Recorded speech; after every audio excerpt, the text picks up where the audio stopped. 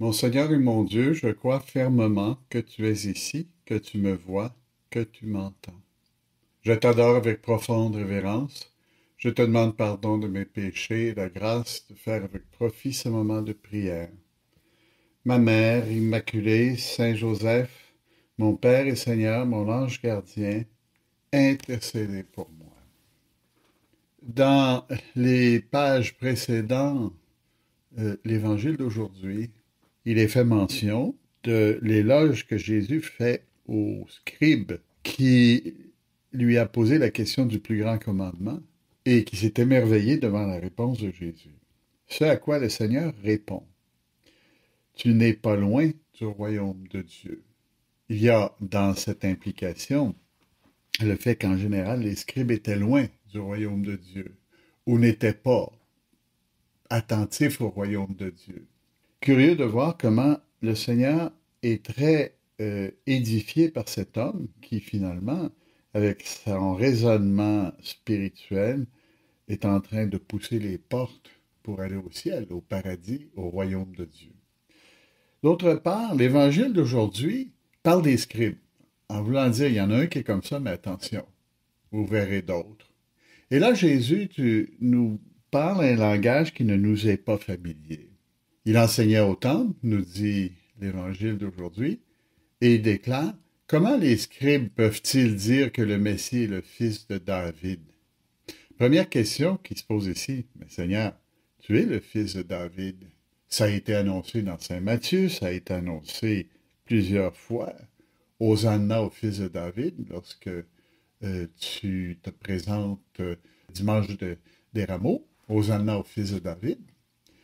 Et pourtant, tu dis, le Messie est-il le fils de David? Et ici, la question nous surprend parce qu'on dit oui. Ce qui ne nous est pas évident, parce que nous ne vivons pas entourés de scribes, évidemment, aujourd'hui, c'est que c'était la seule interprétation. C'était le fils de David. Donc, on peut imaginer tout de suite les conséquences. Jésus, fils de David, c'est celui qui va ramener Israël à Dieu, qui va chasser les Romains. En ce temps-là, les scribes se présentaient comme les spécialistes des Écritures. Ils s'étaient ramassés, les prêtres s'étaient ramassés dans l'Exode. Ils ne pouvaient pas célébrer de sacrifice, alors ils essayaient d'interpréter les Écritures, d'aller plus à fond dans la connaissance des Écritures, dans l'absence de la présence de Dieu dans le temple. Ils faisaient bien. Sauf que, avec le temps, ils sont devenus des interprètes qui s'alliaient trop facilement au parti des pharisiens. On le présente comme ça souvent dans les évangiles, le parti des pharisiens, c'est-à-dire le parti politique des hommes qui avaient décidé comment la foi devait être pour rassurer les gens et les ramener à des dispositions où ils allaient être indépendants des Romains. Malheureusement, c'était la situation dans le temps de Jésus. Ce qui fait que les scribes, à cette époque, avaient tendance à tout interpréter d'une façon politique et matérialiste. Donc, il n'est pas surprenant qu'on dise que Jésus était le fils de David. Donc, la question que le Christ pose: mais comment les scribes peuvent-ils dire que je ne suis que le fils de David? Chose que nous n'avons pas vue, compris en lisant du premier coup. Ce qu'il dit après peut nous sembler un peu étrange parce que ça ne correspond pas à nos paradigmes modernes. On voudrait avoir la précision, on voudrait comprendre. Et ici, le Seigneur parle dans une espèce de parabole métaphysique. Jésus ajoute en disant, David lui-même a dit, inspiré par l'Esprit Saint, le Seigneur a dit à mon Seigneur, siège à ma droite, jusqu'à ce que j'aie placé tes ennemis sous tes pieds. Dans la plus simple logique, ce que le Seigneur nous dit, c'est que David invoque Dieu au sujet du Messie, dont il sait qu'il viendra, et la réponse de Dieu dans le psaume, c'est que celui qui viendra, le Messie, est égal à Dieu, puisqu'il trône à sa droite. Ça, c'était très typique de la royauté, celui qui est à la droite est l'égal. Il y a, dans l'imagerie antique, souvent les trois personnes de la Trinité assises, siégeant hein, sur le trône, l'un à côté de l'autre.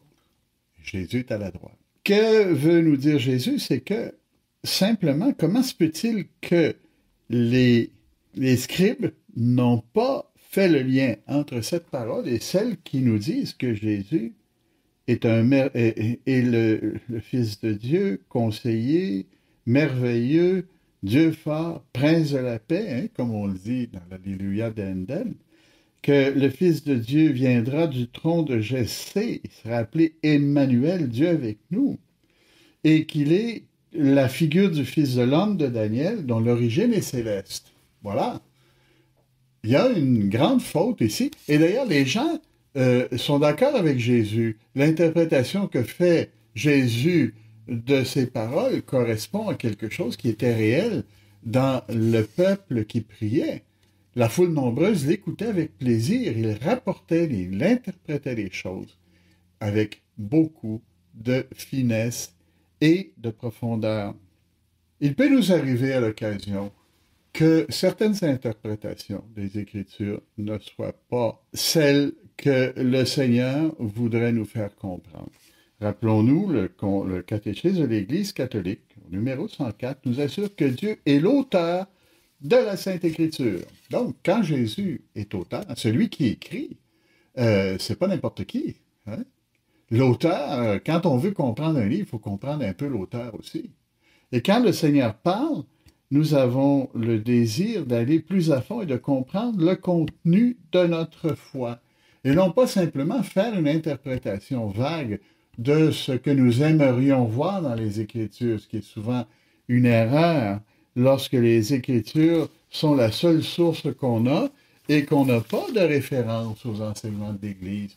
Nous avons des références, par contre. Nous avons, par exemple, les enseignements de François, qui sont fréquemment transmises par tous les moyens audiovisuels actuels. On peut aller sur le site du Vatican, on peut voir aussi Twitter, on peut voir Facebook, le pape nous présente régulièrement une pensée ou une série de pensées sur lesquelles nous pouvons réfléchir, qui est issue de l'Évangile. Nous pouvons, si nous le voulons, tous les jours suivre sa prédication le matin, l'avoir immédiatement. Pour nous qui sommes en Amérique, on l'a même à l'heure de se lever. Hein?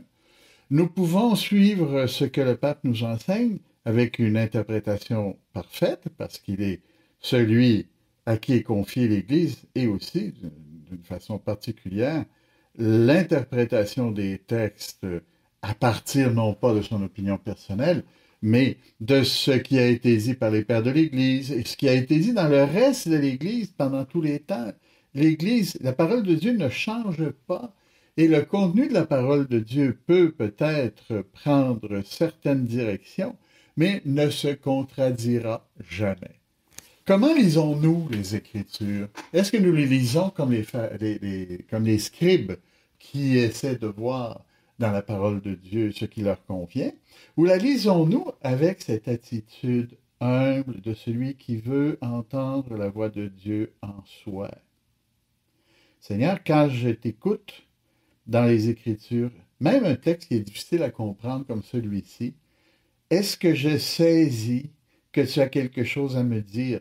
Aujourd'hui, peut-être, la conséquence de notre lecture, c'est d'apprendre à lire les Écritures comme un fils de Dieu qui sait que le Père, le Fils et l'Esprit Saint nous parlent à travers les Écritures, nous inspirent, et que nous ne pouvons pas nous fier uniquement sur notre jugement. L'Église, comme mère, est là pour nous enseigner ce que nous voulons faire et ce que nous voulons croire. Les apôtres ont répété le message de Jésus autant qu'on pourrait vouloir l'entendre. Nous avons les 4 évangiles. Ensuite, les écrits des apôtres dans les lettres qui suivent jusqu'à l'Apocalypse. Ensuite, l'Église s'est toujours prononcée. On sait, on peut avoir, en lisant le catéchisme de l'Église catholique, des tas d'explications, en allant même chercher les versets des évangiles à la fin dans l'index pour comprendre le sens des Écritures, ce que j'ai fait avant de commencer cette méditation. Ces 10 minutes avec Jésus nous rappellent que c'est Jésus qui parle. Demandons à la Sainte Vierge, notre Mère, qui a écouté pendant tout ce temps les paroles de Jésus, de comprendre comme elle l'a compris la volonté de Dieu pour elle et en faire la même chose pour nous. C'est ce que nous te demandons en terminant cette méditation. Je te remercie, mon Dieu, des bonnes résolutions, des actes d'amour, des inspirations que tu m'as communiquées dans cette méditation. Je te demande de m'aider à les mettre en pratique. Ma Mère Immaculée, Saint Joseph, mon Père et Seigneur, mon ange gardien, intercédez pour moi.